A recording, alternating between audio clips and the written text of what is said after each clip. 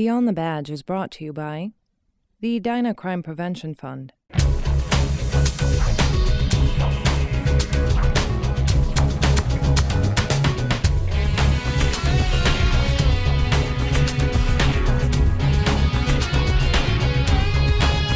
Welcome to Beyond the Badge, a program about the inner workings of the Edina Police Department. Thanks for joining us. I'm Officer Brian Hubbard. Earlier this fall, 2 Edina residents fell prey to what's known as the Grandparent Scam, in which a con artist calls and pretends to be a grandchild in trouble. In early September, a grandfather received a call from a man claiming to be his grandson who was crying and said he was in jail while on a trip in Mexico. He said he needed $1,800 wired to him to make bail. Another man then got on the phone claiming to be the grandson's lawyer and repeated what the grandson had said. The grandfather heard his so-called grandson's plea and wired the money from a Walmart MoneyGram in Eden Prairie.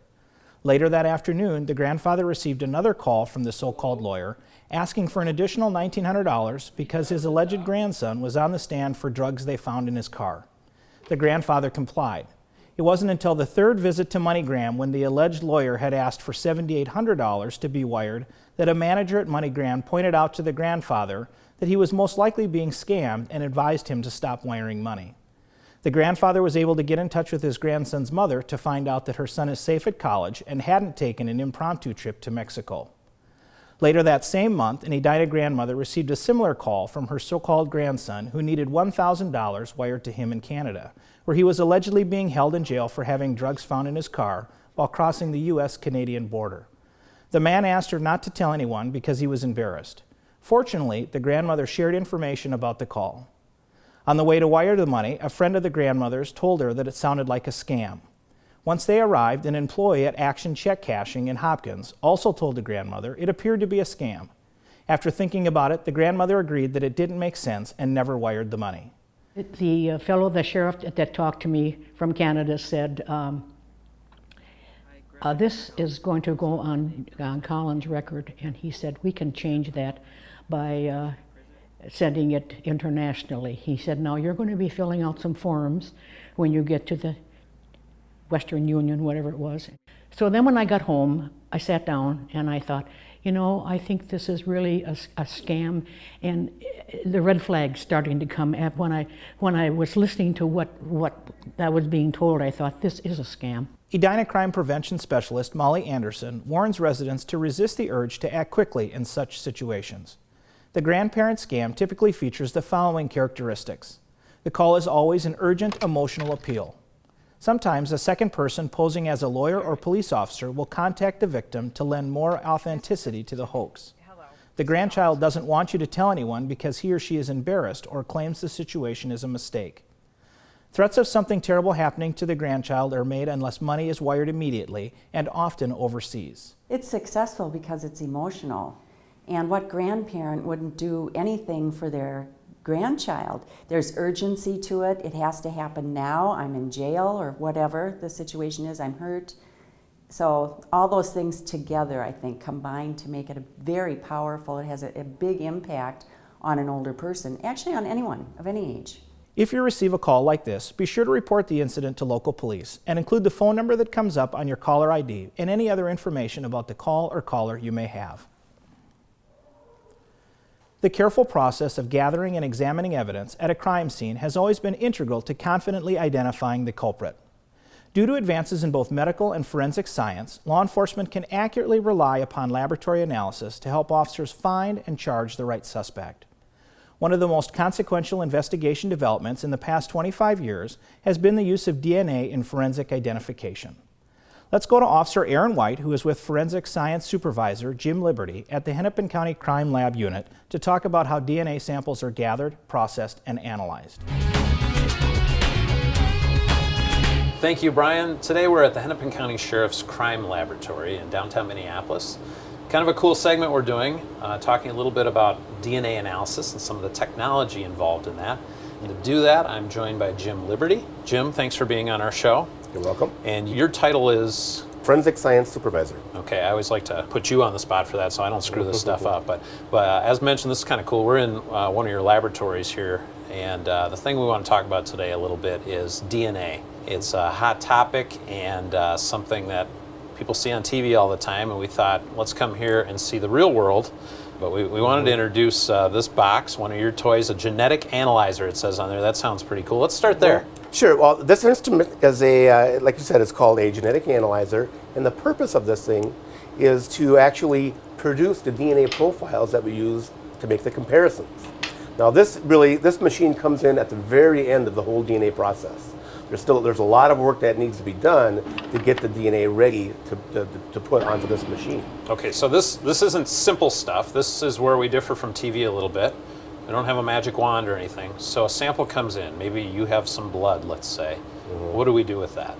Right, so what we're going to do is when evidence comes into the laboratory, the first thing that we need to do is determine what, in fact, that biological fluid is.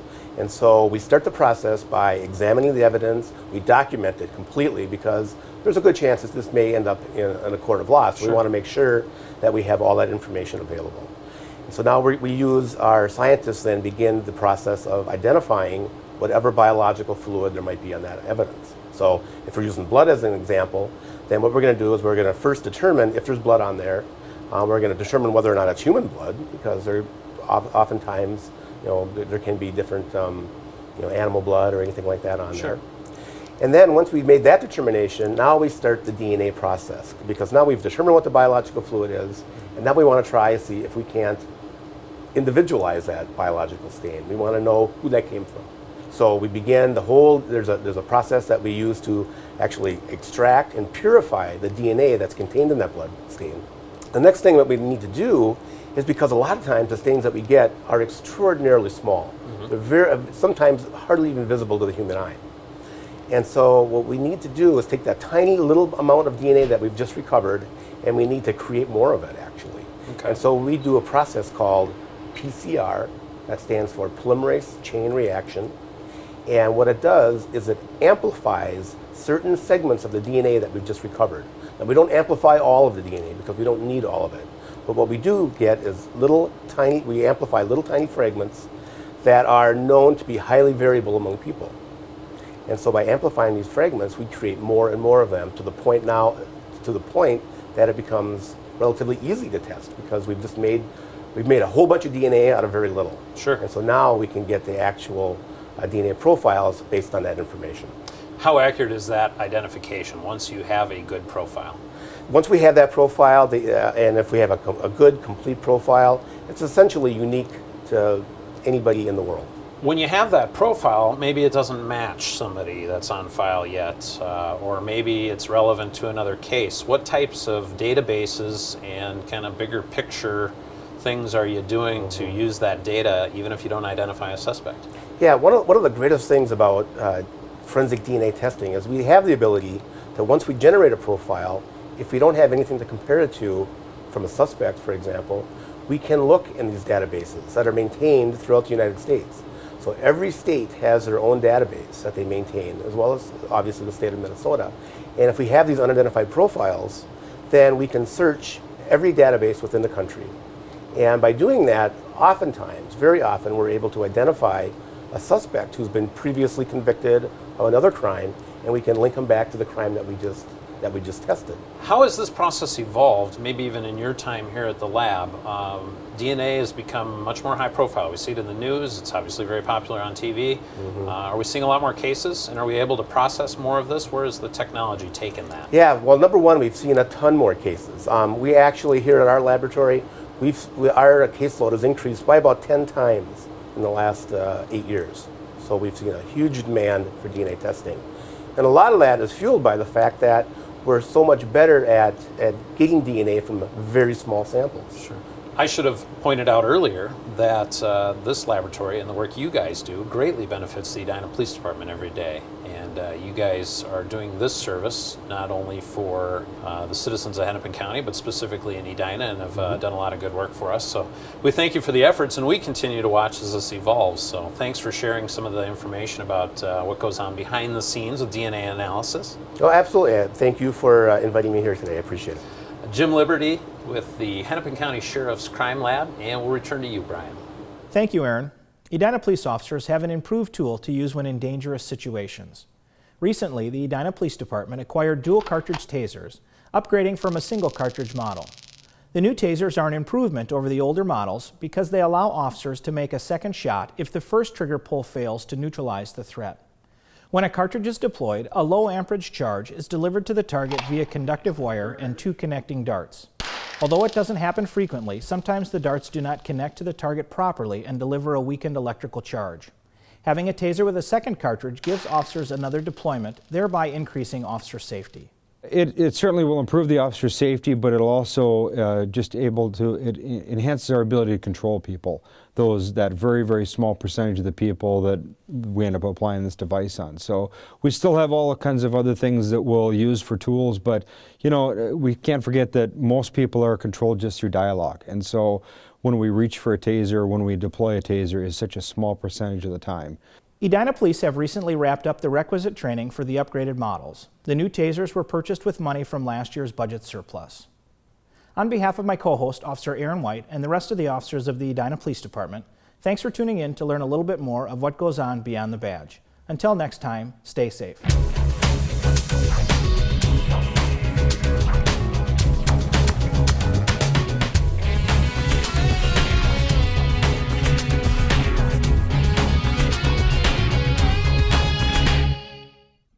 Beyond the Badge is brought to you by the Edina Crime Prevention Fund.